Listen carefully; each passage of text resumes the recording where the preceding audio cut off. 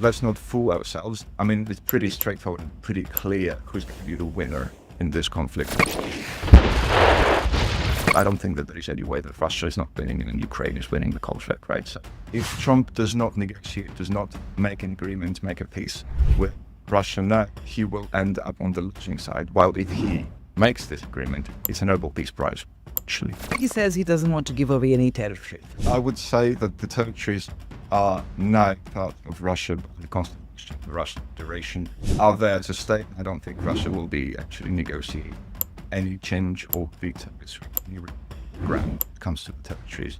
Do you think President Zelensky wants peace? His future is very much an open question to me. If there is a peace and there are elections happening in Ukraine, I don't think there's a very big percentage that he's going to stay and remain the Ukrainian president. It's a bit difficult to say. Why is Europe so fearful? I'm no military expert, but I kind of have a guess that, when Trump came into power, when there was a U-turn in US policy when it comes to Ukraine, when it comes to US relationship with the European Union, they felt insecure. This is where this massive investment, I think it's $1 trillion investment into the European Union military infrastructure and military industrial complex.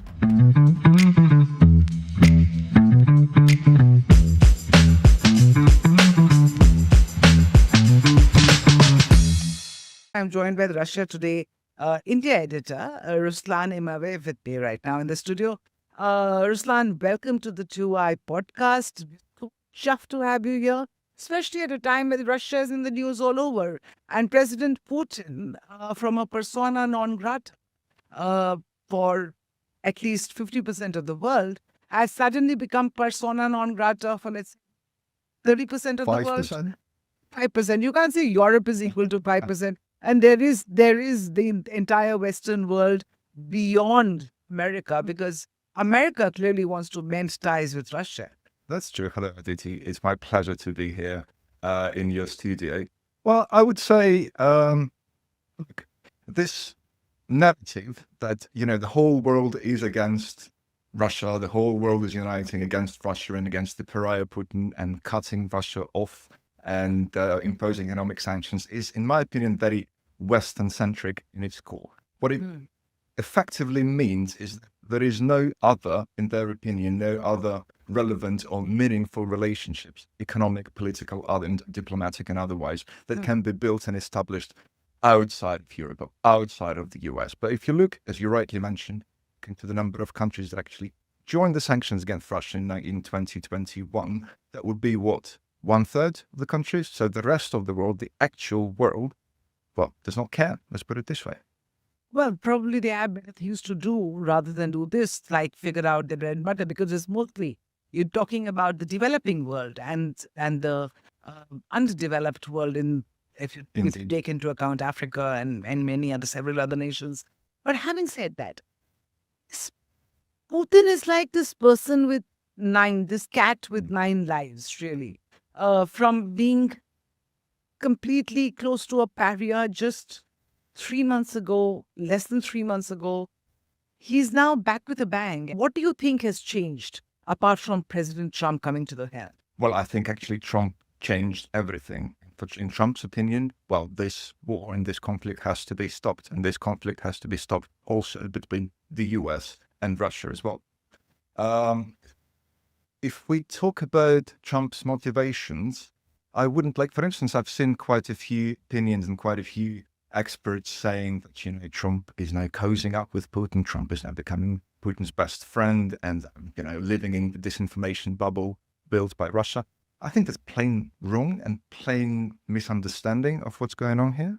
Trump is obviously a pragmatic leader who is having his own ideas of what the US national interest is, right? And he follows the US national. It's just now it's outside. It's just he considers that the continuation of the conflict in Ukraine brings less benefits than it brings problems for the US right now. Maybe he does want to focus on US relationships with China. Maybe he does want to focus more on their own Western hemisphere, right? I don't know, Canada, Greenland, Mexico, tariffs and all that, right? That's one thing. Second thing is, I I would say we should not underestimate Trump's own kind of personal aspirations because, well, you remember, after all, he promised his the people in the US that he's finished And the the war. war in Ukraine, right? In the first 100 days, if I'm not mistaken, he said that. That's on the one hand. On the other hand, I do think that he doesn't want to be a loser in the end here. Because now is a perfect chance and perfect time for Trump to put this hat of someone who brings peace, who makes the agreement, and he is the favorite of the world, right? While if you wait for 1 year more, 2 years more, look, let's not fool ourselves. I mean, it's pretty straightforward and pretty clear who's going to be the winner in this conflict after all. I don't think that there is any way that Russia is not winning and Ukraine is winning the conflict, right? So if Trump does not negotiate, does not make an agreement, make a peace with Russia now, he will end up on the losing side. While if he makes this agreement, it's a Nobel Peace Prize, actually. I don't think many in the Western world would really want to give him the Nobel Peace Prize just yet, even if he manages to end this stalemate between Russia and Ukraine, which frankly doesn't look like ending anytime soon. Because I think the frustration is even there with Trump, because the last we heard, he was quote unquote pissed off with Putin, you know. And that, by the way, is I think another confirmation that we shouldn't be necessarily looking at Trump as someone who's Putin's best friend. When they want to put pressure on Russia, they certainly will put pressure on Russia, and they know how to. So, by the way, talking about the Nobel Peace Prize, I'm pretty sure that Trump is still pissed about getting the nomination actually before doing it. He's really shaken up the world, right, with these Trump tariffs. Nobody in that part of the world from where Nobel Prizes emanate likes him right now for putting the screws on their economies. But having said that, let me just come back to Putin and your perspective on that. Is this Ukraine war about territorial gains, which the West has constantly been saying that is the end game? I can see where Europe comes from when they say that, Russia will be invading more and more and grabbing more territories. I understand that for them, the idea of what's going on now in Ukraine is about the land grab, right? And I understand why it comes as so much of a earthquake for Europe, right? When there is a war happening right next to its borders. Because if you think about it, maybe the very idea of European Union is as much economy as actually preventing any other major wars after the Second World War, after the First World. I can understand that. At the same time, it's a total misconception of what Russia's grievances, Russia's position and Russia's aspirations are about this conflict. The Russian officials and the Russian leaders have been saying it like for over a decade. Stop expanding to the east. Stop expansion of NATO. Stop putting missiles on our borders. So Ukraine was a total red line for Russia when it comes to the NATO expansion, when it comes to building military infrastructure in its country. I would conceptualize it, I think I've mentioned it sometime before. I would conceptualize the conflict in Ukraine in 3 layers. The first one, when it all started, would be the East Ukraine, the Russian-speaking population who culturally associate themselves with the Russian nation, right? Who felt that their liberties were attacked by Kyiv and by the nationalists in Ukraine, right? That's on the one hand, this is where it all started. The second layer would be obviously the regional dynamic between Russia and Ukraine. And the third one, the most important one really, is the Russia's relationship with the US and with NATO. So the conflict in Ukraine, from that perspective, starting not even in 2014, as many like to say, right? Or not even in 2021. That would be sometime, I don't know, in early 2000s, when Russia was repeatedly saying, stop your expansion. Is that what is holding back the peace deal? Is that what is pissing off Trump? That Putin is not willing to come to the table unless and until NATO completely retreats? I was listening to the press conference by Russia's foreign minister, Sergei Lavrov. I think he actually mentioned something suggests that the US is actually starting to understand what is going on. Maybe they understood it all the way, all along. I don't know. I'm not in their heads, right? But he would be saying exactly that the UK is still in denial. They still don't understand what this is. They still say the land grab is aggressive war, etc. But he says that actually some figures and some people in the US are willing to talk to us about where the origins of the conflict are. So that's reassuring. Will Trump be able to meet his 100-day promise and solve this in 100 days? Because I think 30th of April is when 100 days end. It's an interesting situation, in my opinion, that, that we have Moscow and Kyiv. Both sides are interested in a peace, right? But the peace that is long-standing, that the one that provides the long-term sustainable peace, kind of. Trump in this situation is the person who pushes for a ceasefire, wants to make it faster, right? Because he wants to deliver in this 100 days. Is it going to happen, in your opinion? You know Putin? You know your country? I know my country, definitely. I don't know Putin personally. I would say it's very hard to predict. I would say it's the least difficult and problematic issue when it comes to the relationship between the US and Russia. It might be hopeful to come to some sort of ceasefire. Yeah, but ceasefire is really not what President Putin or President Zelensky want. No. They want a lasting peace. Ukraine with security guarantees, and Putin, perhaps Russia, perhaps with guarantees of not having NATO anywhere near its borders. Sure. Tough one to negotiate, given the fact that the security guarantees themselves are going to put troopers, peacekeepers on the ground in Ukraine, which is a red line. I can only guess, and I can only make sort of uneducated predictions. I'm not the person who's sitting at the negotiating.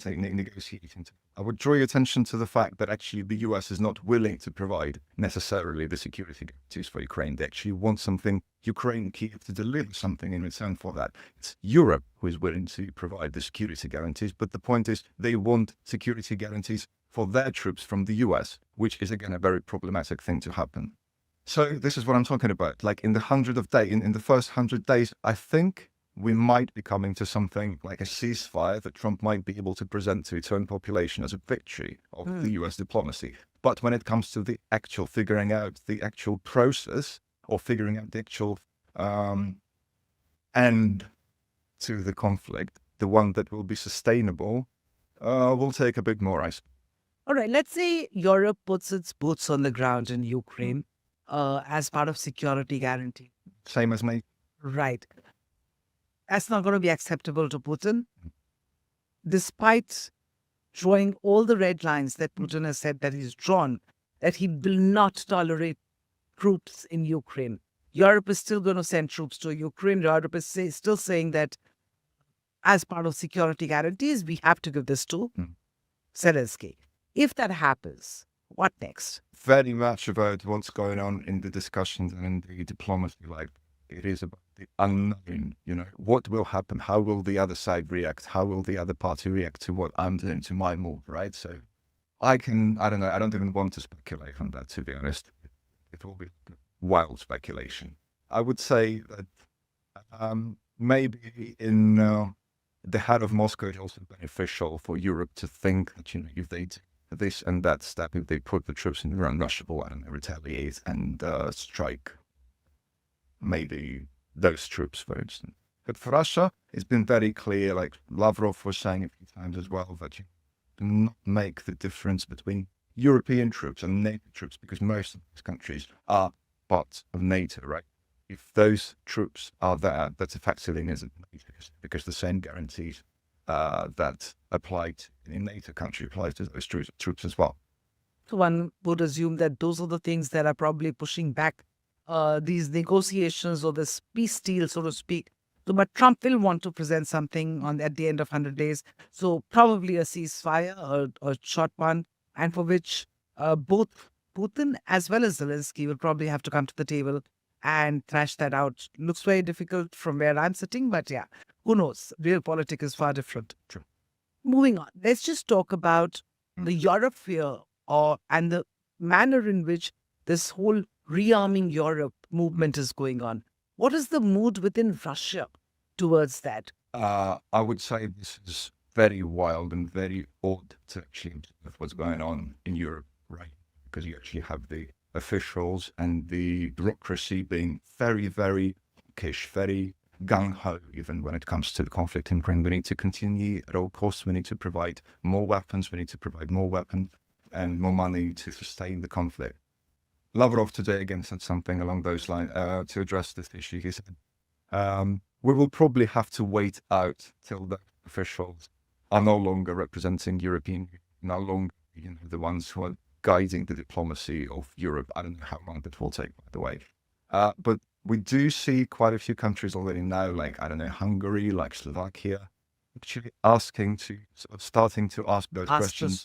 Yeah. What are we doing? Why are we having this attitude? Why do we not want to negotiate? Why do we not actually want to talk?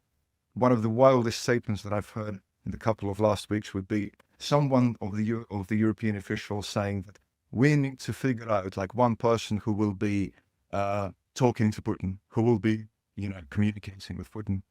Why can't you? It's been 3 years already, and you're now only starting to think about it. That's wild. That's wild.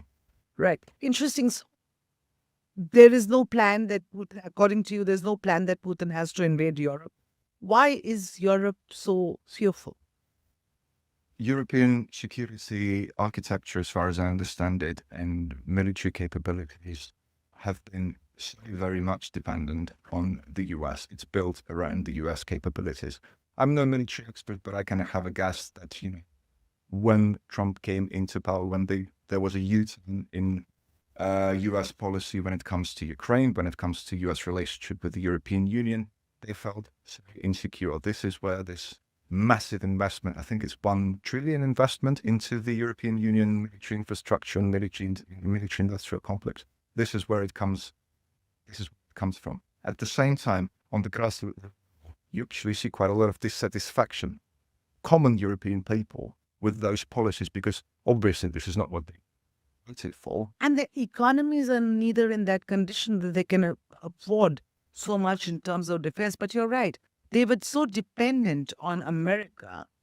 How is that the dependence going to? Because if Trump pulls back from NATO, for instance, which he's threatened to, how do they defend themselves in case of any aggression? They have to build up their defenses, isn't it?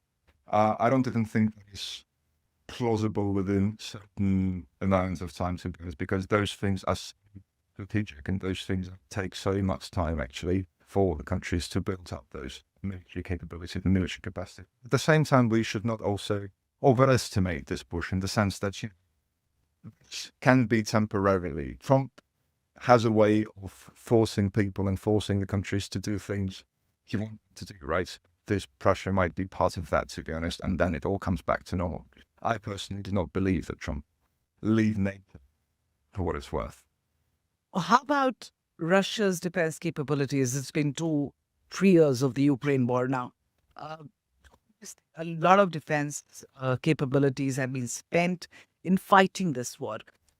If you were to compare the capabilities of Russia versus Europe, military capabilities, what would you say? I would say Russia has the economy which is put on the military rails right now, and they actually managed to boost the military production. And actually the new defense minister is the person who is, more not on the military side, but more on this kind of industry side of things, on the economy side of things. So Russia is actually rebuilding its military, not just the military itself when it comes to the forces being on the ground and something, but takes a bit more strategic approach when it comes to building the capacities beforehand, years before any potential conflict. Can you tell us a few things that are happening on the ground within Russia pertaining to this? We can only see again by the official statements and the public announcements that President Putin's been making in the last couple of years, but it does look like Russia is building more high-tech, lost generation military equipment. There's especially drones, the missiles, those would be the choice, I would say, from Moscow.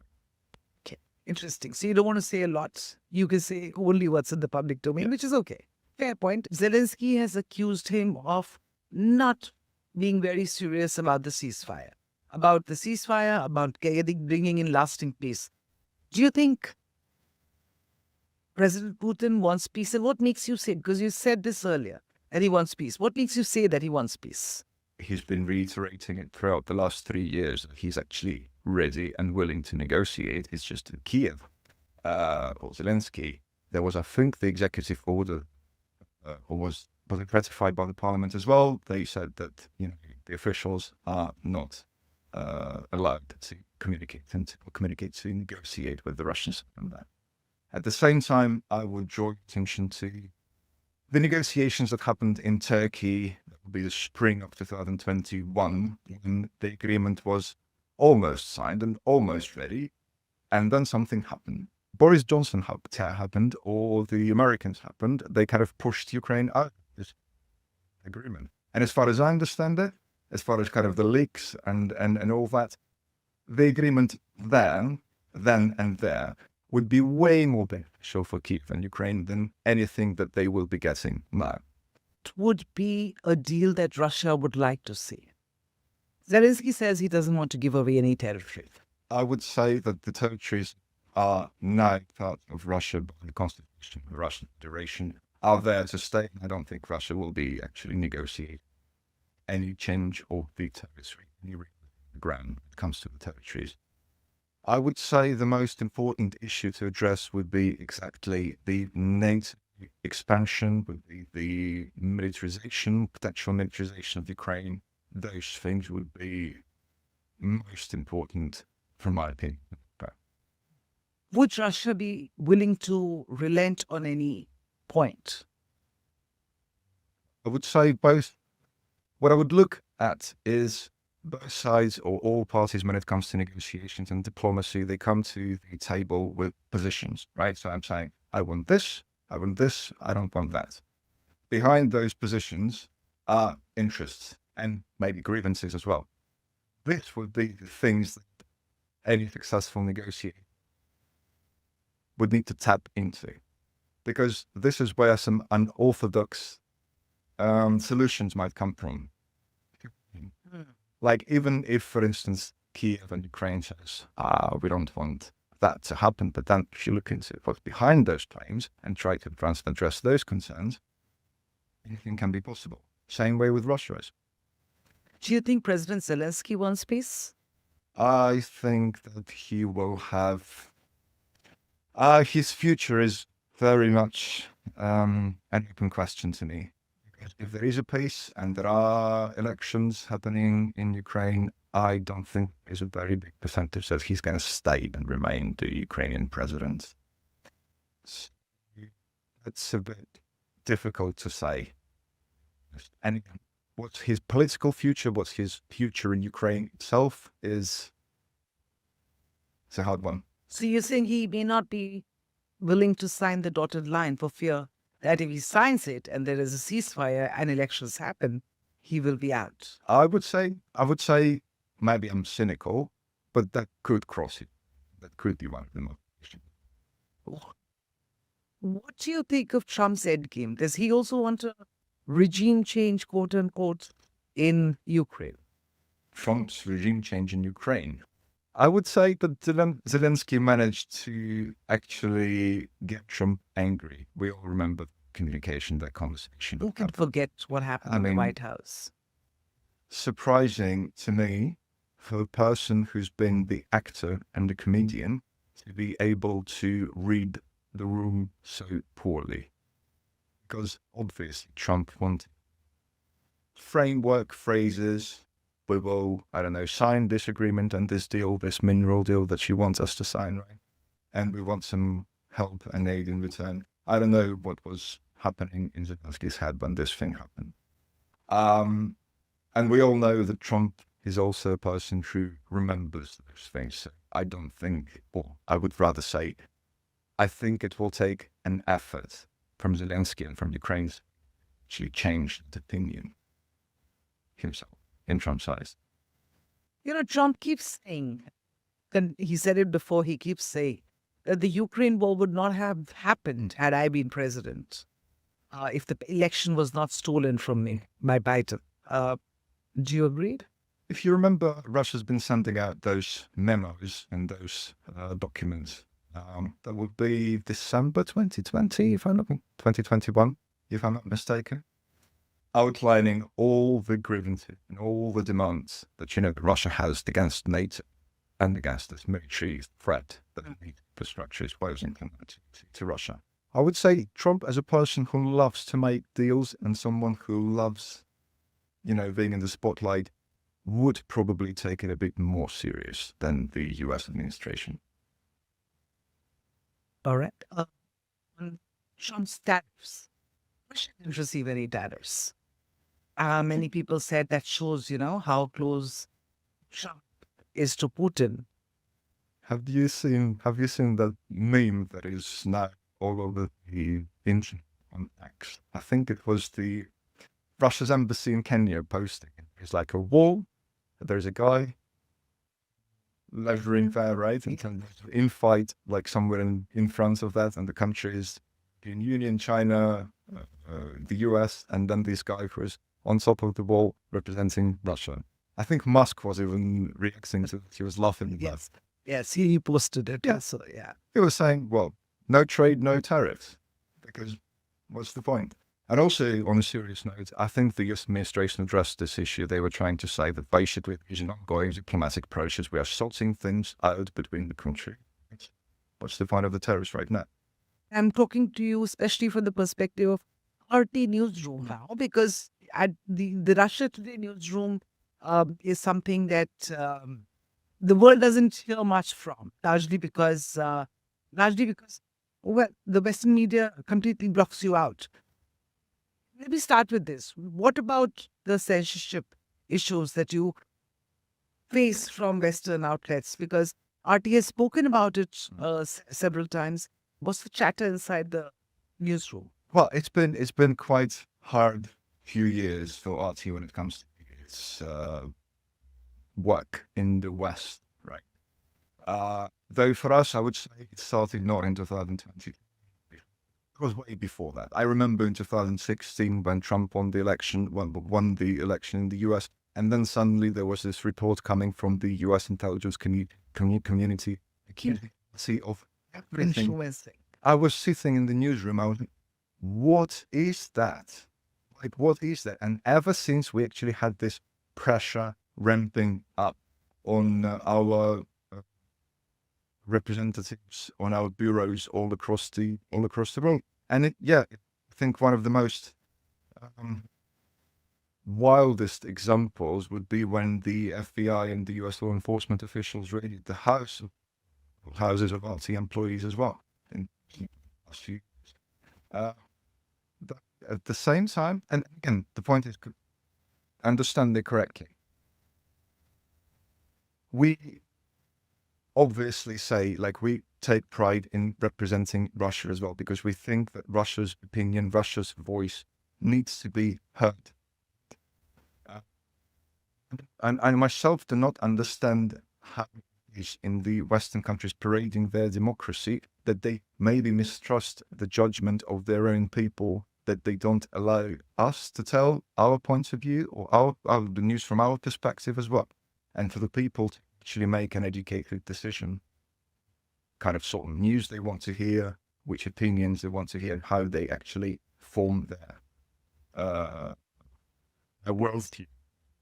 But they say that it's largely propaganda, which is why we don't allow it. Well, maybe everything comes, and that's not coming from this Western opinions and Western narratives, proved ones, right, is probably propaganda in this. And we're saying that we're Russian people working for the international television station. It's quite natural that we have our own perspective on the things that are happening on the international arena.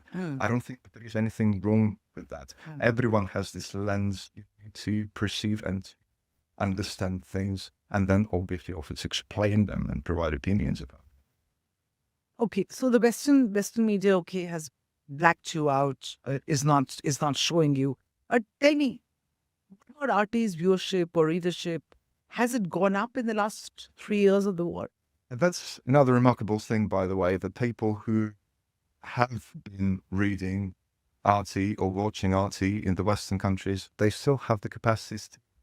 There is all sorts of things you can do online to watch us. So it's more a kind of more of a gesture from the Western capitals to block RT, to actually make it illegal to work for RT and all those things. At the same time, you might be surprised as to how much the readership has gone up in the countries of the rest of the world. Let's put it this way: in Latin America, in South Asia, in the Middle East as well. So I wouldn't say this war has taken the toll on Russia, on RT's On viewership. RT's viewership or readership for that matter. Any particular situation that comes to mind which was either an awkward moment or a heartening moment for the RT bureaus across the world? In all the countries, like especially in countries in Europe, right? The UK, Germany, and elsewhere, people had some very hard time from the local officials. People harassed people. I wouldn't say attacked, but there would be some sort of pressure, psychological pressure on people, and obviously security concerns as well. Do you think that Putin really has these 9 lives? That's an interesting. I think Putin is just one of those really shrewd, clever, sophisticated politicians who read the scene, who read the room, who understand the trends. That's, I think, the most important. When you are one of the world leaders, one of the countries that actually matter. And again, how ridiculous it was an idea that they can actually cut Russia off economically, politically, diplomatically from the rest of it. Impossible. And he manages to read those trends before they happen or as they start to happen. As you said, Mr. Putin has been reading the room, is good at reading the room. Given that you see a peace deal in sight soon? I would say yes. I would say that there is definitely an strive and aspiration for it to happen. Only, again, if the interests that I was talking about, grievances Russia has interest most importantly, will be addressed. I think that's not a negotiation, not a negotiable thing. At the same time, I'll just draw your attention again. You've mentioned that the Russia's economy actually survived the sanctions. Obviously, there are many opinions of experts about actually sanctions work if you can actually political change economic sanctions. But I would just draw your attention what's happened. I think before the war, more than half of Russia's trade would be with the countries in the West, right? It would be Europe mostly, plus Belarus, plus Ukraine. What happened after the war began is more than half of Russia's economy, or Russia's trade, is rather with the countries like China, like India, countries of Africa, the Middle East as well, Kazakhstan, Turkey. I can continue. The point is that it has only helped Russia expand its trade or move away. Move away from the West, and with little or no impact. I would say there was obviously an impact, and it would take a better economist than myself to talk about all the measures, domestic measures, the Russian central bank, the Russia's Ministry of Economy were taking over these years. So it was hard work from them, as far as I understand it. Ultimately, we see not something that the Western capitals or the Western officials would probably hope for or promised when the conflict broke out. So you think Putin is going to be president for life now? Oh, I wouldn't go as far as to say. Okay, elaborate. Putin is obviously a popular person now in Russia. Again, he understood the things needed to be done. He is a strong figure to protect the national interest, and he is not, trying to mince words about it and trying to be a nice guy to everyone. So I would say he has a tremendous population. So president for life. That fast. Won't go that far. So all right. Thank you so much for talking to us. And on that note, viewers, Stay tuned to the Times of India podcast. We'll come back to you next week with another guest who's just as interesting as our friend here from Russia today. Thank you so much for Thank joining you. us. Thank you.